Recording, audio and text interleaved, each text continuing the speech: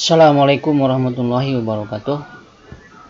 Alhamdulillah wassalatu wassalamu ala Rasulillah wa ala alihi washabihi wa mawalah, la haula wala quwata illa billah. Rabbi shrah li sadri wa yassir li amri wahlul 'uqdatam min lisani yafqahu qawli. Para mahasiswa, di pertemuan kelima ini kita akan membahas dalam acara perkuliahan Masail Fiqhiyah Muamalah berkenaan dengan transformasi hukum Islam ke dalam hukum nasional dalam bidang muamalah maliyah. Nah, kita definisikan dulu apa itu transformasi. Transformasi dalam Kamus Besar Bahasa Indonesia mengandung arti perubahan bentuk atau rupa. Nah, yang kita maksud transformasi hukum Islam ke dalam hukum nasional artinya perubahan bentuk ajaran Islam menjadi sebuah peraturan atau undang-undang di sebuah negara. Artinya, ajaran Islam tersebut ditransformasikan ke dalam bentuk undang-undang sehingga menjadikan keharusan masyarakat mematuhinya. Seperti di negara tercinta kita, sebagaimana nanti dibahas apa saja di antaranya yang berkenaan dengan produk undang-undang tersebut. Nah, transformasi ini tidak mengubah bentuk aslinya. Misalnya undang-undang berkenaan nanti dengan wakaf tidak mengubah bentuk hukum aslinya. Hanya saja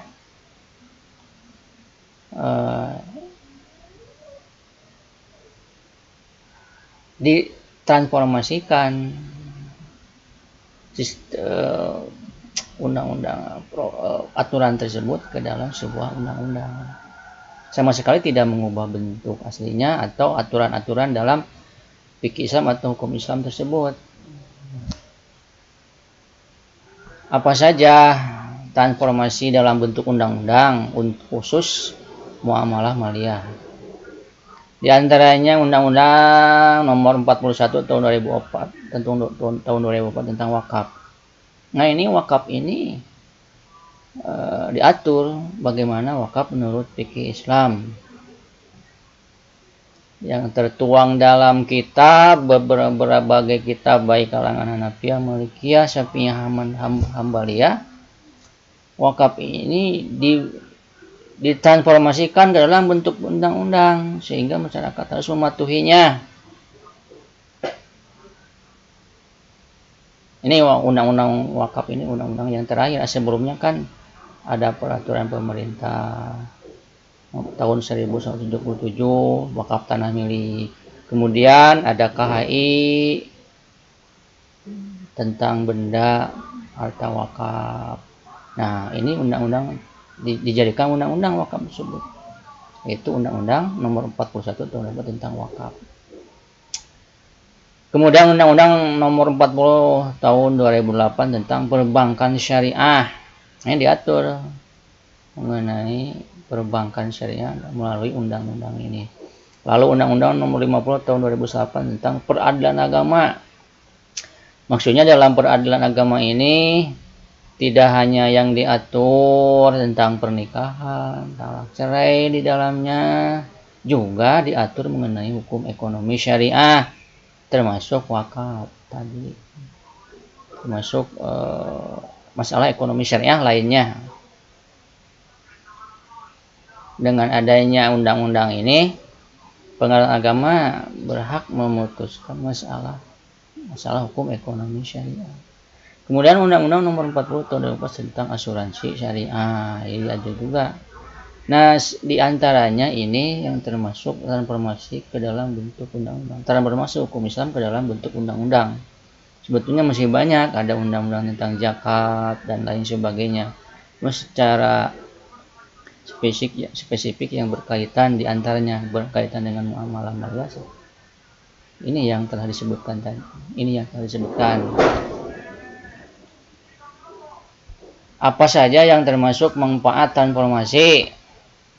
Manfaat informasi tentunya membumikan hukum Allah dalam konteks keindonesiaan dalam bidang muamalah untuk kemaslahatan karena perkembangan zaman. Artinya dengan adanya transformasi hukum Islam ke dalam hukum nasional ini, secara implisit kita telah menerapkan syariat Islam melalui upaya transformasi ke dalam bentuk undang-undang dalam konteks keindonesiaan.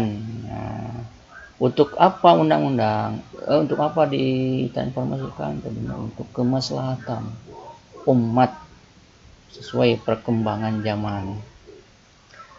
Para mahasiswa, sebetulnya upaya-upaya transformasi hukum Islam ke dalam sebuah undang-undang konon telah ada sebelumnya adanya pembukuan mushaf Al-Quran pada zaman Abu Bakar, kemudian penyeragaman bacaan pada masa Utsman. Dalam referensi, berbagai referensi diantaranya syariah, konun, dan fikih yang dikaji oleh Ahmad Sukarja dan Mujar Ibnu Syarif menjelaskan diantaranya Ibnu Mukopa itu salah satu pelopor penggagas ide penyusunan konun. Dibahas di dalamnya riwayat-riwayat yang berkenaan dengan Ibnu Al-Mukopa atau yang dikenal dengan Risalah As-Sahabat. Nah, ini terjadi pada masa dinasti dibesarkan pada dinasti Umayyah. Kemudian dihabiskan usianya sebagainya pada masa dinasti Abbasiyah. Silakan baca referensinya ada kalau mau memahami lebih jelas mengenai upaya konun pada masa itu. Termasuk Piagam Madinah juga bisa dikatakan sebuah upaya transformasi hukum dalam hukum nasional. Apa saja yang termasuk Piagam Madinah, silakan cari apa saja di referensi-referensi yang lain ada, bisa dimasukkan ke dalam upaya transformasi ke dalam sebuah konun piagam. Jadi sebelumnya sudah ada upaya-upaya transformasi, bukan yang baru sebetulnya, sudah ada. Nah, untuk konteks Indonesia tadi dimasukkan ke dalam sebuah undang-undang yang mengikat bagi masyarakat untuk mematuhinya sebagaimana tadi telah disebutkan. Referensinya apa saja? Bisa dilihat Ahmad Sukarja sebagaimana tadi saya katakan dan Ibnu Mujar Syarif. 3 kategori hukum. Nah, ini syariah, fikih, dan konun. Cetakan 1 diberikan oleh Jakarta Sinar Grafika tahun 2015. Mungkin itu saja para mahasiswa. Insya Allah pada pertemuan ke-6 kita lanjutkan dengan bahasan yang lain. Akhirul kalam. Assalamualaikum warahmatullahi wabarakatuh.